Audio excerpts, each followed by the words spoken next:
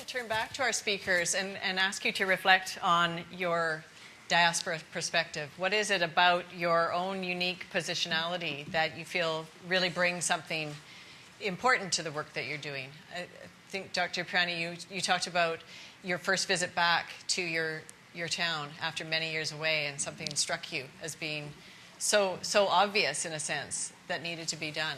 Can you say a little bit more about the lens that you brought to the work that you do?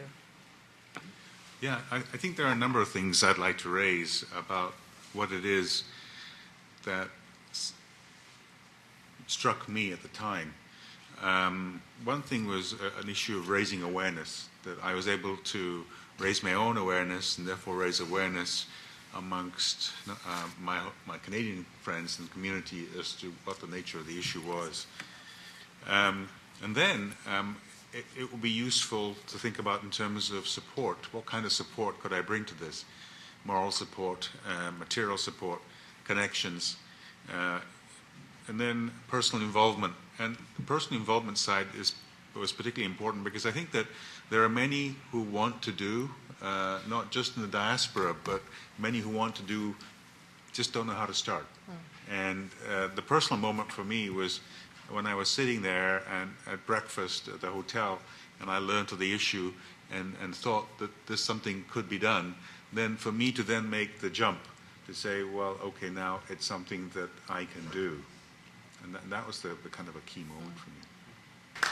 So, Stephen, would you like to say a little bit more? There's that group of young people that was on your website that we saw when you were speaking. That's the group that you started with. But I understand now you're a pre-med student and you bring quite a wealth of experience and knowledge to the work that you're doing. I guess when I look at, or when I think about my role as a diaspora in what I've done, I primarily see myself as a connector. And I guess one of the most powerful moments for me was seeing individuals around my social circle, other young adults, just my friends that I normally hang out with, being able to empathize with individuals on the other side of the world, in China, in rural China, with people who are caught in their addictions. And I think that's at that point for me, that's when I realized that for me, a diaspora has a special role in being a connector, because not only can you connect with the countries that you're from, but also bring that to your circle here in Canada. I was born and raised here in Vancouver, and so I mean I wasn't even born in China. So thank you. Great, thanks. But you do speak the language, and I think that was an important contribution as well. Thanks. Dr. Zaman, would you like to say a little bit about the Bangladeshi community and how you have mobilized the local community? We have a very vibrant Bangladeshi community here, and a lot of organizations of various dedicated to various purposes.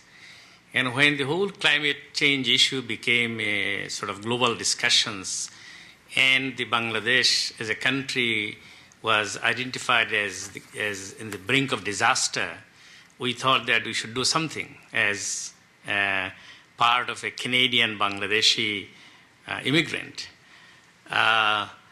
We established, after a series of discussions among ourselves, in 2009, the Society for Bangladesh Climate Justice, primarily as an advocacy group, non-profit group for the promotion cause of Bangladesh internationally, to raise awareness within the community and nationally, globally, and also to focus on research and action research leading to mitigations, adaptations issues.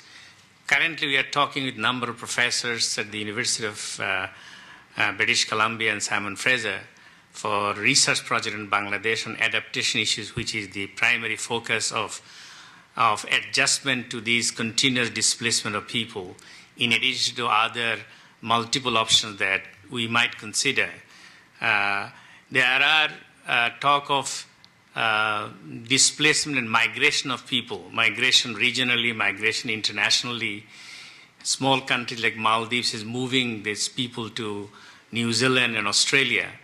But this probably is not the solution. We must find solution locally to adapt, to adjust, and to accept the changes that comes, along.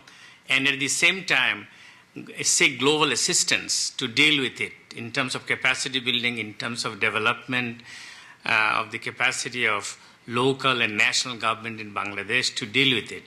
So this particular organization that we have established is primarily to network with sister organizations in Vancouver, in Canada, and globally, and with national and non-government organizations in Bangladesh to develop local capacity and awareness with regard to climate impacts and adjustment and change. And we are in year 2, 3, roughly year 3 of the project, and we are in the process of undertaking a series of projects in Bangladesh on a voluntary basis to deal with this project, particularly with regard to capacity building at the community level and awareness and information. Thank you.